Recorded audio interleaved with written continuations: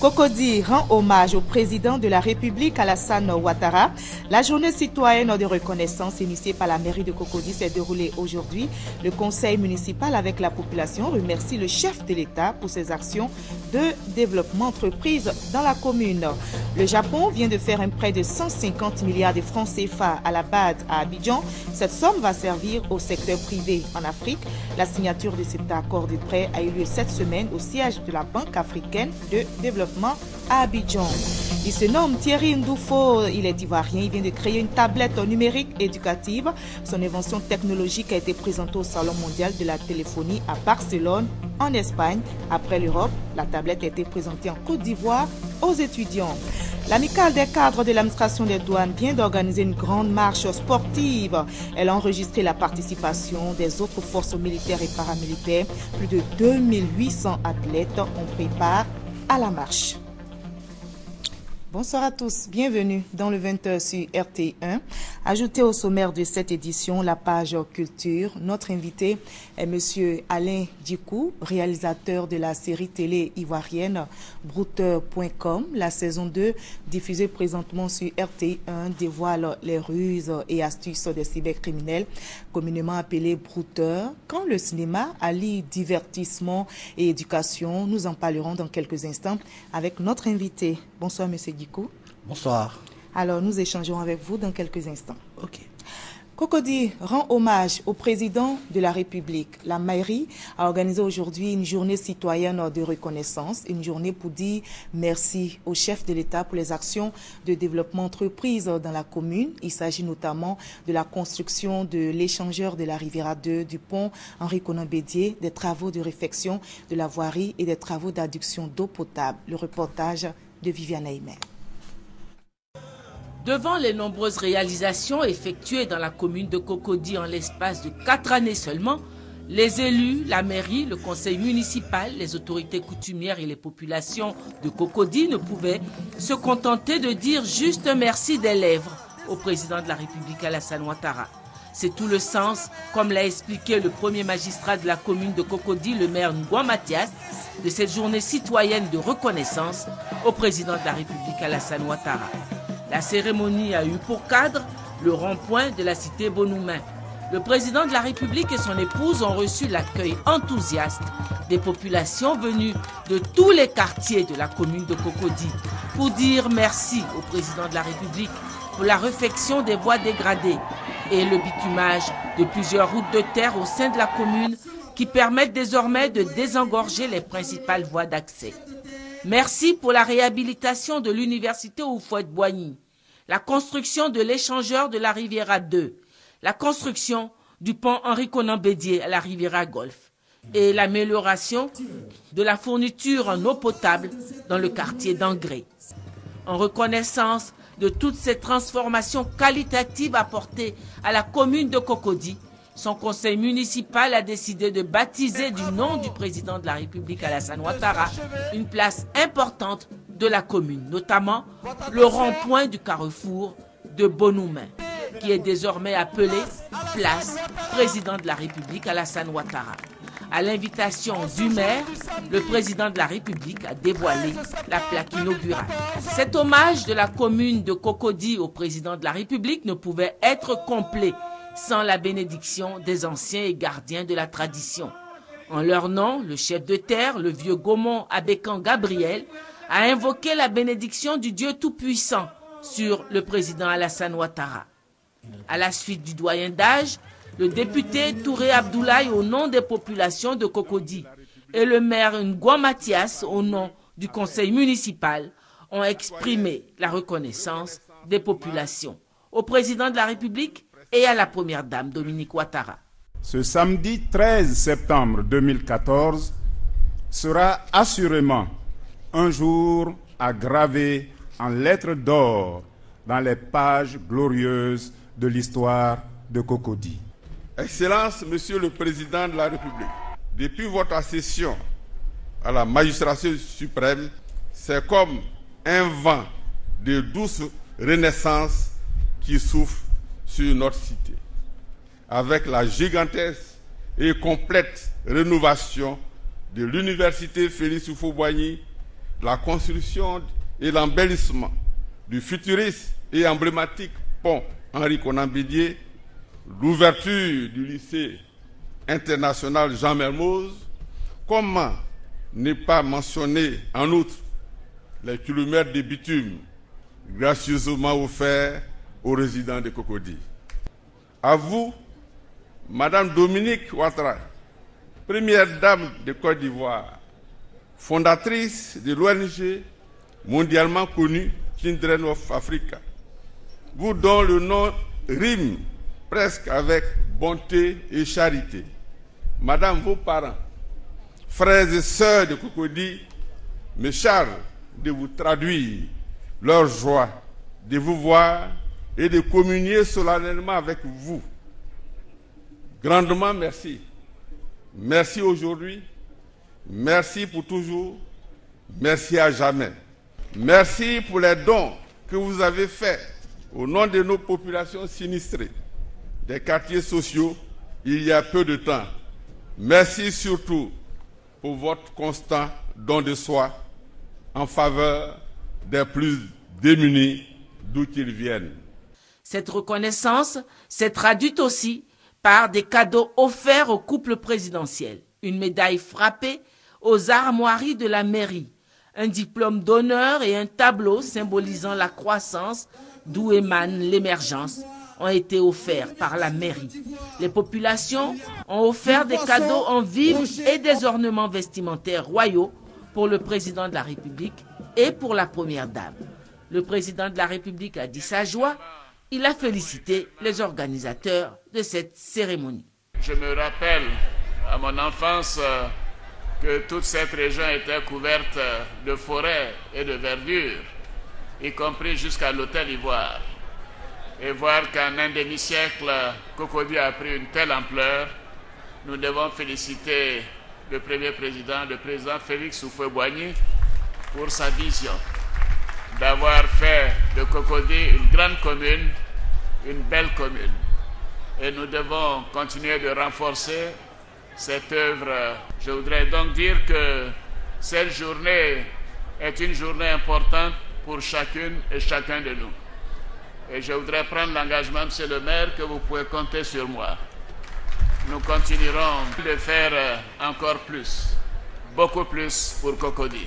Comme pour signifier qu'il n'a pas encore fini avec la commune de Cocody, le président de la République est venu avec comme cadeau 11 véhicules de sécurité pour un montant total de 300 millions de francs qui vont permettre de renforcer les patrouilles de police dans la commune de Cocody et 2 grandes pelleteuses pour le ramassage des ordures, plus 15 millions de francs en espèces répartis entre les différentes composantes de la population. Et pour cette journée d'hommage au président de la République, les populations se sont mobilisées. Elles n'ont pas voulu se faire compter l'événement. Pour dire merci au chef de l'État, les populations de Cocody ont bravé la pluie, nous expliquent Awa Cissé et Léon Pro.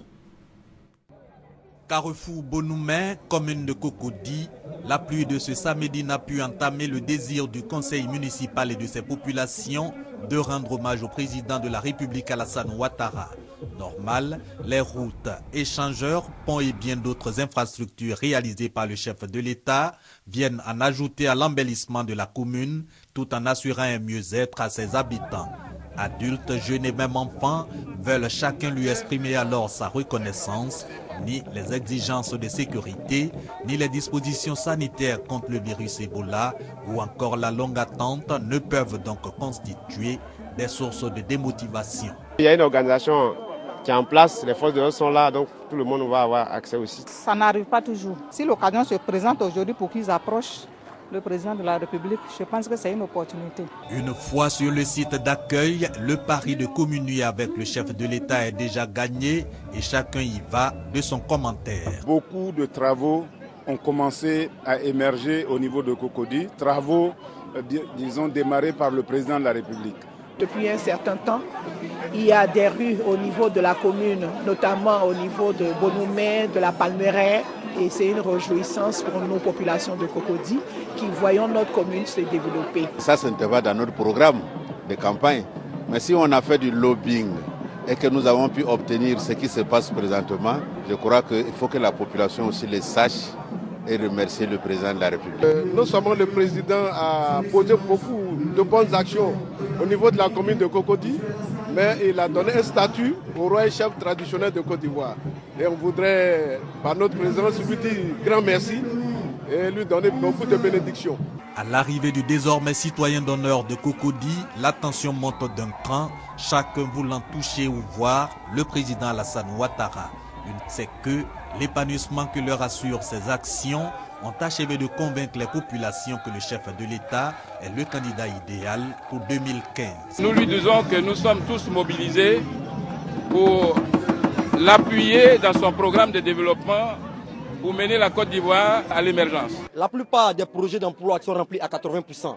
Mais pourquoi ne pas soutenir ce monsieur? C'est pourquoi nous, en tant que rassemblement des électeurs sûrs du président, nous, on donne déjà notre voix pour lui dire qu'il reste tranquille, parce qu'en 2015, nous, on ira le voter massivement. Au total, la journée du citoyen de Cocody pour rendre hommage au président Alassane Ouattara pour ses actions de développement en faveur de cette commune aura été l'affaire de tous, autorités politiques, administratives, coutumières, associations ou groupements de jeunes et femmes, en passant par les différents groupes de danse.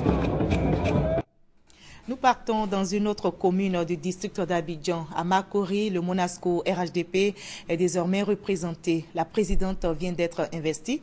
Le mouvement national de soutien à la candidature unique du président Alassane Ouattara poursuit donc son implantation dans le district d'Abidjan, dans les 31 régions de la Côte d'Ivoire et au-delà, nous explique Maïsako. Elle a été investie ce samedi. Fanta Koulibaly va désormais se charger de coordonner les activités du Monasco RHDP, mouvement national de soutien à la candidature unique du président Alassane Ouattara au sein du RHDP dans la commune de Makori.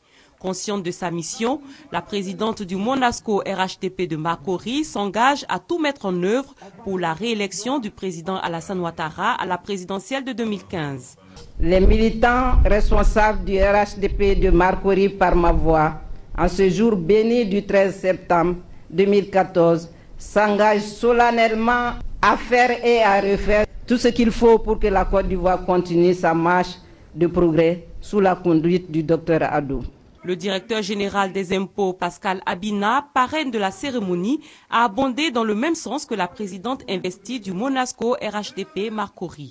Comme le président fait et continue de faire ce que nous souhaitons, nous avons décidé de l'appuyer, de faire en sorte qu'au niveau du RHDP, qu'il y ait une seule candidature du président qui est au travail. Le président du Monasco RHDP, Philippe Legré, a énuméré les réalisations visibles et persuasives du docteur Alassane Ouattara. Il n'y a pas une seule région en Côte d'Ivoire qui n'a pas bénéficié d'une œuvre de développement du président Ouattara. Si vous voulez passer dans tous les villages, vous allez voir dans toutes les régions, au moins, il y a eu une classe d'école primaire, où il y a eu un centre de santé, où une route a été grattée. Créé le 27 février 2014, le Monasco RHDP est en passe de s'implanter sur tout le territoire national et hors de la Côte d'Ivoire. C'est demain dimanche que le président de la République entame sa visite dans la région du Ifou. Dans le cadre justement de cette visite, le ministère des Transports fait cette communication. Le ministre des Transports informe les transporteurs, les conducteurs professionnels et l'ensemble des usagers de la route qu'en raison de l'importance du trafic induit par la visite d'État du président de la République dans la région du Ifou du 13 au 17 septembre, donc pour rectifier du 14 au 17 septembre 2014, la circulation des véhicules poids lourds affectés au transport de marchandises, à l'exception des camions-citernes transportant des hydrocarbures à destination de Daoukro et des véhicules hors gabarit, est interdite sur l'axe routier les jours et heures ci-après. Axe routier Mbayakro, Daoukro, Bokanda, Daoukro, Prikro, Daoukro, Bongouanou, Daoukro et Bokro Daoukro du 12 au 17 septembre 2014 de 6h à 21h. Le ministre des Transports invite les usagers de la route et en particulier les automobilistes à la prudence. Ne transformons pas les moments de joie en tristesse. Signé Gaoussou Touré ministre des Transports. Et je l'ai dit donc, la région du Ifou accueille demain le président de la République. La visite s'achève le 17 septembre prochain. Et depuis plusieurs mois, le comité d'organisation est à pied d'œuvre pour la réussite de l'événement.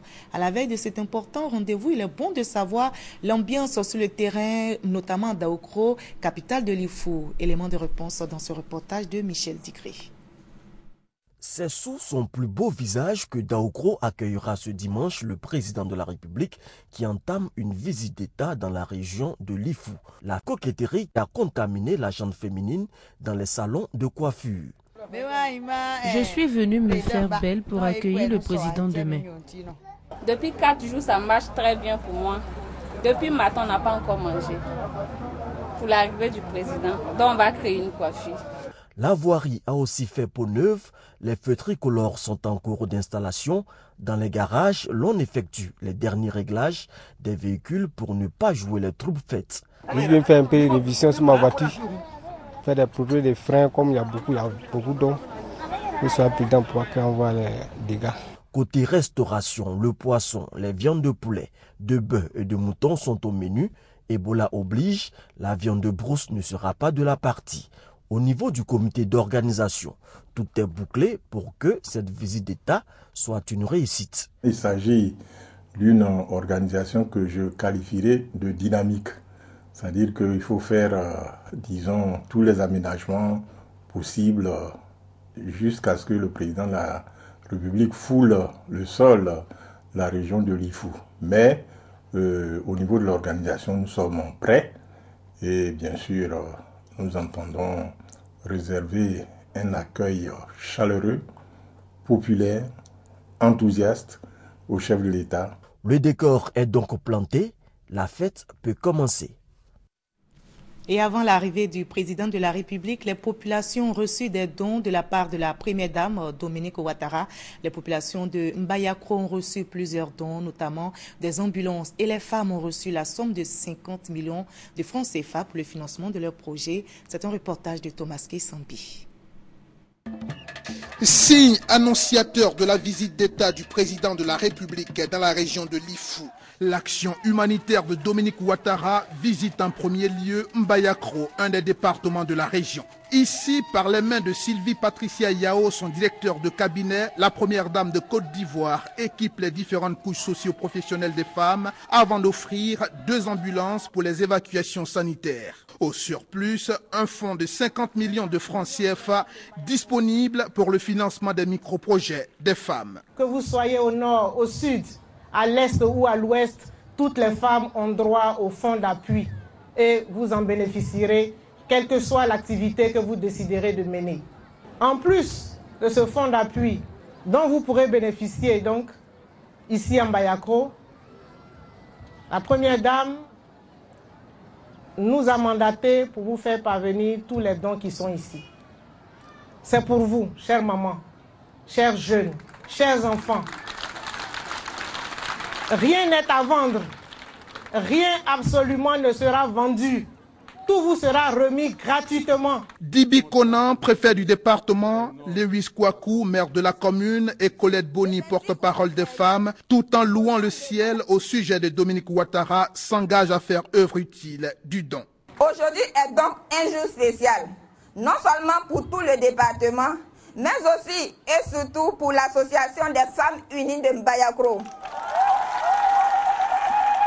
C'est pourquoi nous, femmes du département, voudrons lui donner l'assurance de ne pas la décevoir, mais de mériter la confiance qu'elle a bien voulu placer en nous. Quant au chèque de 50 millions de francs CFA, émanation du FAFSI, Fonds d'appui aux femmes de Côte d'Ivoire, les femmes de Mbayakro le percevront ce 15 septembre à Daoukro, comme les autres consoeurs de la région, en présence du président de la République, Alassane Ouattara.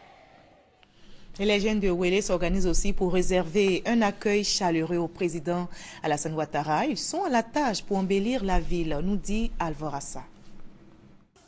Les jeunes et les femmes, les forces vives de la commune de Ouélé s'activent pour réserver un bel accueil au président de la République Alassane Ouattara. Les rues sont nettoyées, pavoisées, aux couleurs de la Côte d'Ivoire. Des jeunes qui entendent profiter de cette visite d'État du président de la République Alassane Ouattara.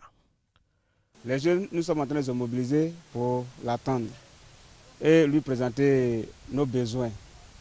À Woulé, par exemple, nous avons le problème d'établissements secondaires. Il y a un seul établissement secondaire et ça c'est insuffisant pour la localité. Nous avons le problème d'eau récurrent depuis vraiment des années et nous souhaitons que l'arrivée du président de la République soit un moment pour régler tous ces problèmes-là.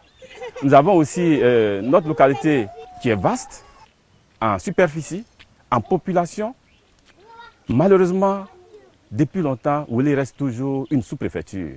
Nous souhaitons que Woulé soit érigé en département pour bénéficier de beaucoup de services de l'État. La population de Woulé est certes soucieuse du développement de sa commune, mais elle voudrait que cela se fasse naturellement avec le secteur de la santé, une grande préoccupation pour elle. Nous avons un centre de santé urbain et nous avons l'ambition secrète que ce centre de santé soit transformé en un hôpital général pour répondre aux besoins de la population. Et donc c'est sur ce point particulier que nous attendons le chef de l'État. Avec la modernisation du secteur de la santé, la hargne travaille des jeunes et des femmes avec des activités qui seront soutenues. La ville de Woulé, et selon ces jeunes, pourra certainement prendre son envol pour son développement. Avec notre reporter Laetitia Manglé, voyons maintenant la table ronde organisée par les militants du RHDP à Daoukro.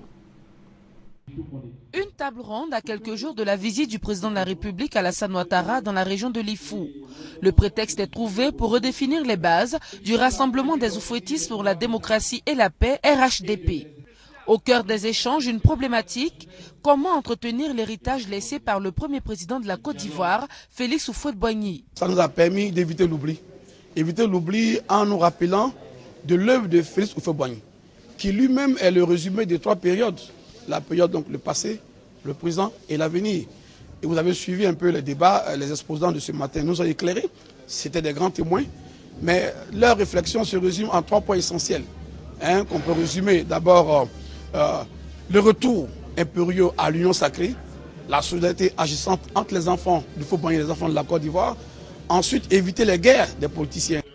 Un renouveau au cœur du RHDP, cela passe nécessairement par une jeunesse unie. La Côte d'Ivoire a renoué avec la stabilité, la Côte d'Ivoire a renoué avec la paix, la Côte d'Ivoire a renoué avec le développement. Et c'est d'ailleurs pour cela que nous avons un défi, celui donc de continuer ce travail qui est entrepris par Alassane Ouattara, aidé par son grand frère Henri Konan Bédié. En attendant les échéances électorales de 2015, la jeunesse du RHDP veut mettre en exergue l'héritage laissé par feu Félix Houphouët-Boigny. Entre autres, la paix et le dialogue, deux éléments fédérateurs pour le groupement politique. La vie et les œuvres d'Henri Konan Bédié en 26 minutes. Le film a été projeté au Centre culturel de Daoukro. L'objectif visé par la Fondation Espoir, inculquer les valeurs de paix et de persévérance aux jeunes de Daoukro. Laetitia Manglé.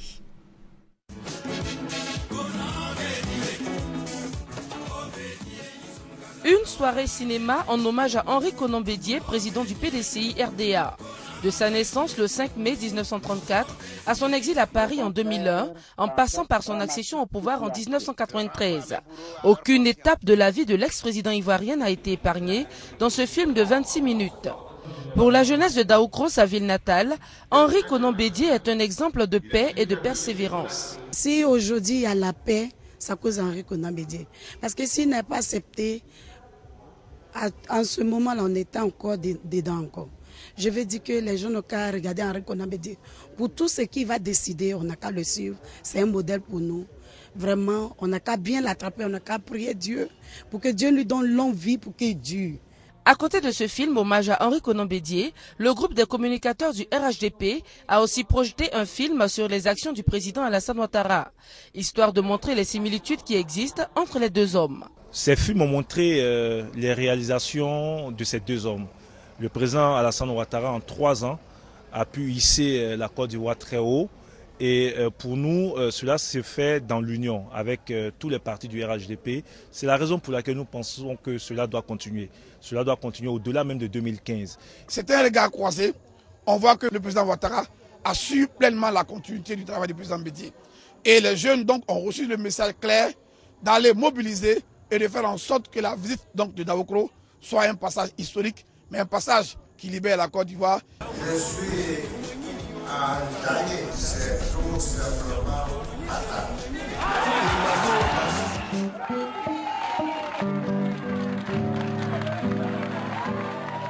Des actes et des paroles du président Henri Konan Bédié qui démontrent bien que du haut de ses 80 ans, il reste proche des jeunes. Voilà, et on retient que c'est demain que le président de la République, Alassane Ouattara, entame sa visite dans la région du Ifour. La visite s'achève le 17 septembre prochain. Le Japon vient de faire un prêt de 150 milliards de francs CFA à la BAD à Abidjan. Cette somme va servir au secteur privé en Afrique. La signature de cet accord de prêt a eu lieu cette semaine au siège de la Banque africaine de développement, ici à Abidjan. Le reportage de Francis Poifo. Par cette signature, le Japon offre un prêt concessionnel d'environ 150 milliards de francs CFA à la BAD, la Banque africaine de développement. La période de remboursement est fixée à 30 ans après 10 années de grâce et le taux d'intérêt s'élève à 0,55%. À travers la Banque africaine de développement, nous voulons aider la croissance économique du continent africain. Le continent africain est très important pour le développement non seulement africain, mais c'est une locomotive de l'économie mondiale. Le président du groupe de la BAD, Donald Kaberuka, salue la coopération entre l'institution financière et le gouvernement nippon. Aujourd'hui en Afrique, le véritable défi, c'est la création de l'emploi. Donc nous allons mettre l'accent sur les leviers de croissance et tout qui contribue à créer des emplois par les petites entreprises et aussi les moyennes entreprises de tous bords, comme on l'a fait depuis 2007. Ce 5e accord de prêt s'élevant à 150 milliards de francs CFA à la BAD porte à plus de 300 milliards de francs CFA le montant total mis à la disposition de l'institution financière depuis 2007 pour soutenir la stratégie de développement du secteur privé de la BAD. Il se nomme Thierry Ndoufo. C'est un Ivoirien. Il vient de créer une tablette numérique éducative.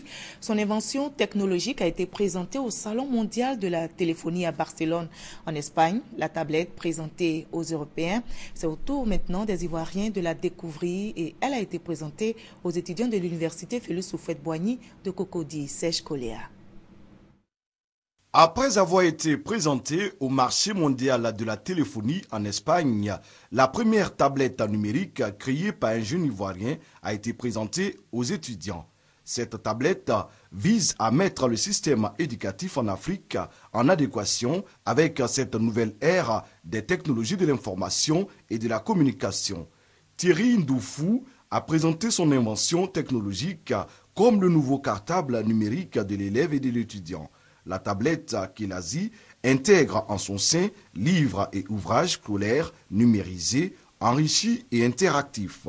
Cette tablette offre aux élèves et étudiants des cahiers de notes d'activités numériques intelligents, l'ardoise, le cahier de texte, l'emploi du temps et autres outils didactiques permettant à l'élève d'apprendre partout et à tout moment via les technologies de l'information et de la communication. En ce qui concerne l'État de Côte d'Ivoire, il y a un programme qu'ils ont appelé e-éducation, dont l'objectif est justement de vulgariser, d'introduire les outils numériques dans le système éducatif. Et nous pensons que nous avons la solution à beaucoup de problématiques auxquelles il veut répondre. Je devais être là pour dire les encouragements du gouvernement à l'équipe qui a conçu ce bel outil et leur dire que le gouvernement va être attentif à l'évolution de ce projet et que le gouvernement mettra tout en œuvre pour aider de façon à faire de ce lancement un vrai succès au plan africain d'abord et puis au plan mondial ensuite. La première tablette ivoirienne fait de l'éducation sa base et veut ainsi contribuer à l'émergence des dirigeants africains de demain.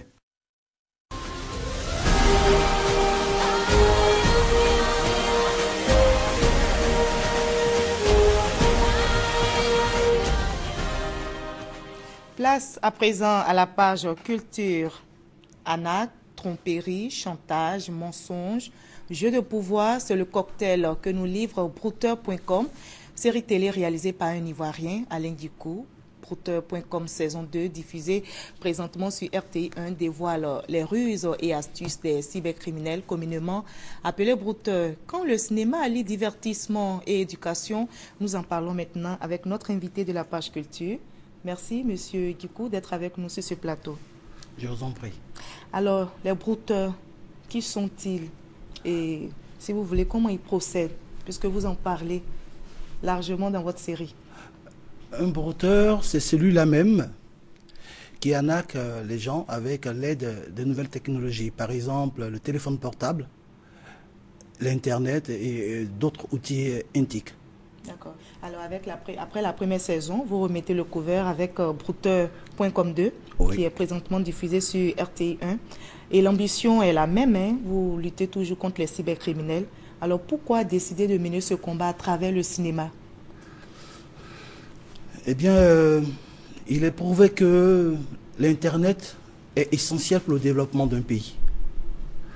Et aussi, l'on sait que la Côte d'Ivoire est malheureusement blacklistée sur les sites de paiement. Ça veut dire, en un mot, quand tu vis en Côte d'Ivoire, tu ne peux pas faire d'opérations financières sur Internet. Alors, pas d'opérations financières via Internet. Via Internet. Et aussi, sachant aussi qu'on perd plus de 3 milliards par an.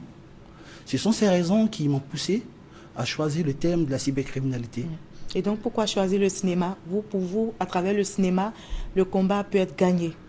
Oui, oui. Le cinéma est un canal vraiment très puissant de communication. Quand on prend l'exemple sur les films américains, les produits américains se sont plus vendus grâce au cinéma. Alors, est-ce que vous avez un retour depuis que cette série est diffusée? Vous avez eu la saison 1, maintenant la saison 2. Est-ce que vous avez des retours?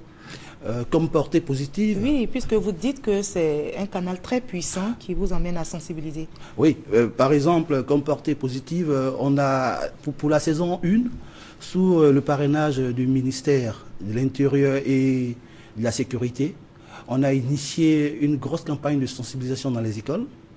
Ça s'est très bien passé. Pour Brouteur 2, il y a même une université audiovisuelle au Canada, la cité collégiale, qui nous invite à faire des séquences et puis des cycles de conférences au Canada. Donc je pense que c'est... Vous avez un bon retour, voilà, justement, puisque la saison 2 est diffusée sur notre chaîne. Bien Alors sûr. Nous allons voir juste un extrait de Brouteur.com 2, avec extrait pris par vous, par notre reporter Francis Boisfort.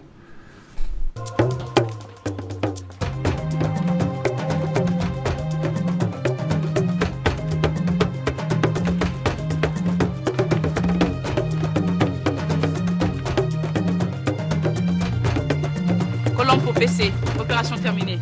Allez les amis, il est temps d'embarquer. Je t'ai dit que cette fille ment comme elle s'habille.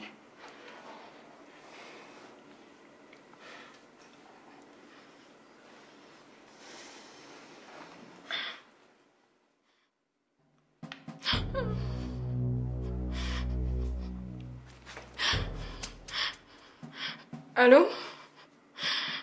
Vous êtes là? C'est moi. Ouais, Bintou. Ils sont partis, les Saoudiens.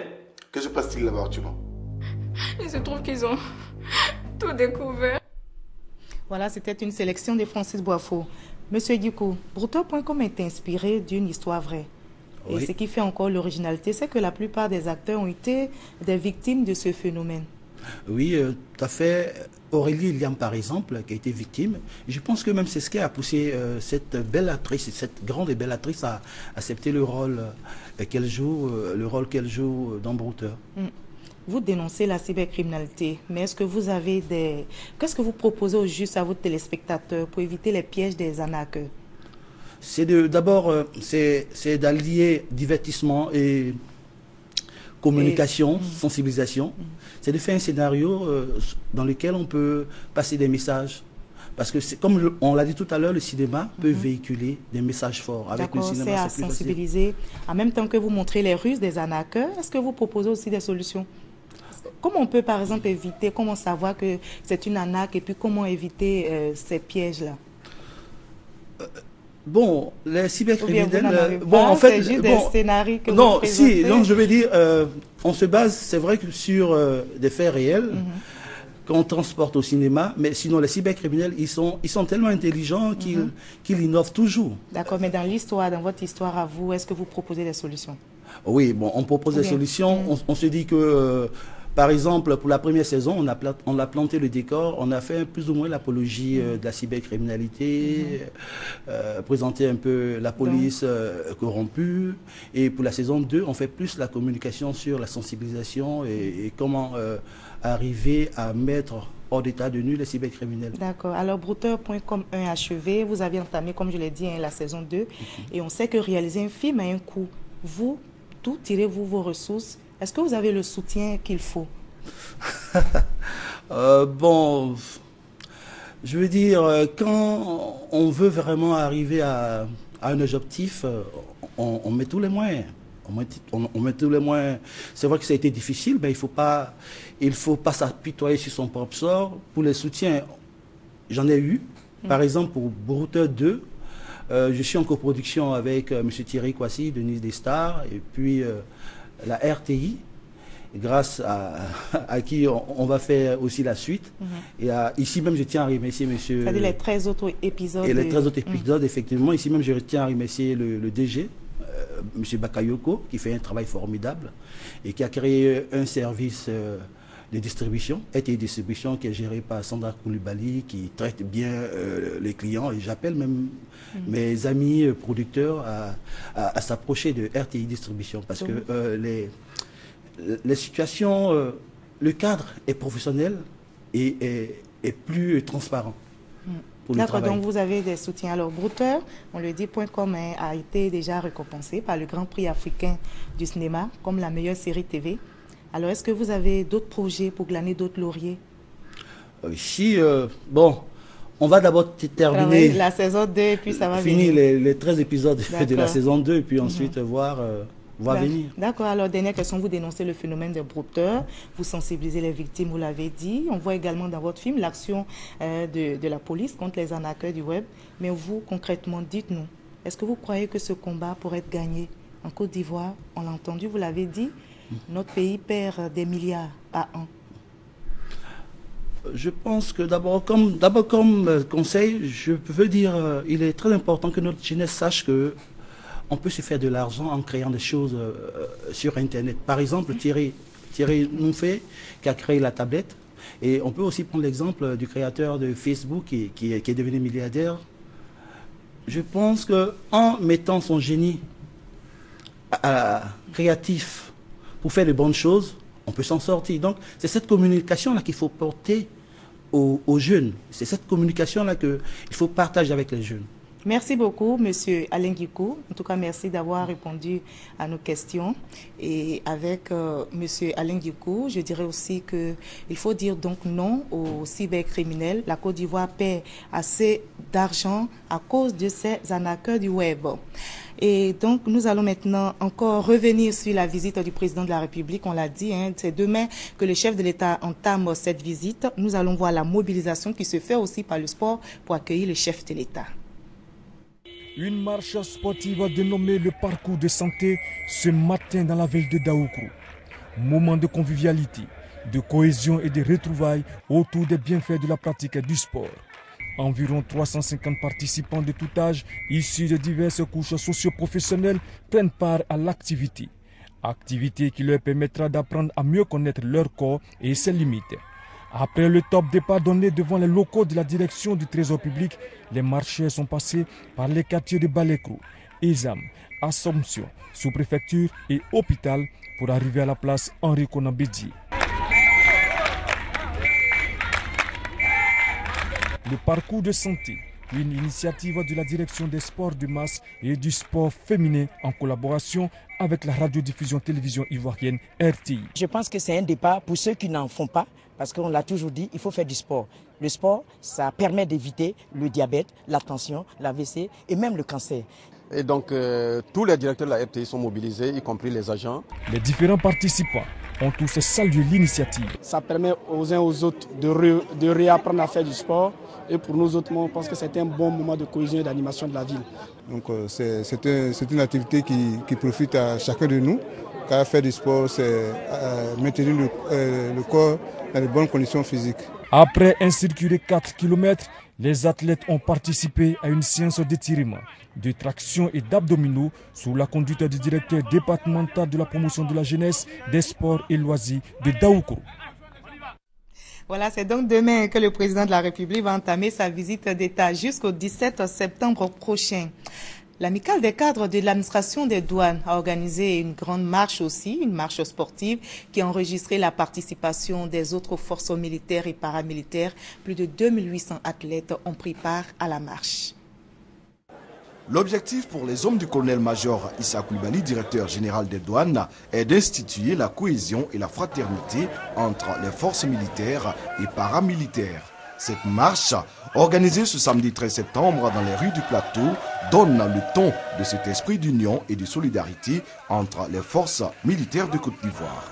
Mieux, a indiqué le président de l'amicale des cadres de l'administration des douanes, la pratique quotidienne de la marche sportive est un remède à certaines maladies. C'est la première édition. D'ici 2 mois, nous allons réitérer, organiser notre activité sportive. Et vous allez voir que nous allons varier avec 5000 participants pour participer, n'est-ce pas, encore une fois de plus, à la santé de l'administration des douanes. À cette première édition de la grande marche sportive, 2875 éléments de toutes les unités des forces républicaines de Côte d'Ivoire étaient présents. Avec à leur côté les militaires de l'ONUCI, ils ont parcouru 7 km.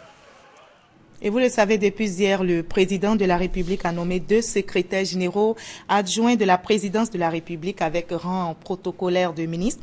Il s'agit de M. Philippe Serret-Eiffel, ingénieur civil des ponts et chaussées, et de M. Thierry Tano, économiste, expert comptable. Qui sont ces hommes? Quel est leur parcours? Vous aurez leur portrait dans nos prochaines éditions. Et on termine en rappelant que Cocody a rendu hommage au président de la République, Alassane Ouattara. La mairie a donc organisé cette cérémonie, une journée citoyenne de reconnaissance, une journée donc pour dire merci au chef de l'État pour les actions de développement entreprises dans la commune. Il s'agit notamment de la construction de l'échangeur de la Riviera 2, du pont Henri Konan Bédié, des travaux de réfection de la voirie et des travaux d'adduction d'eau potable. Voilà, c'est ici que l'on s'arrête. On se retrouve demain à la même heure, 20h. N'oubliez pas, demain, le président de la République entame sa visite dans la région du Ifo.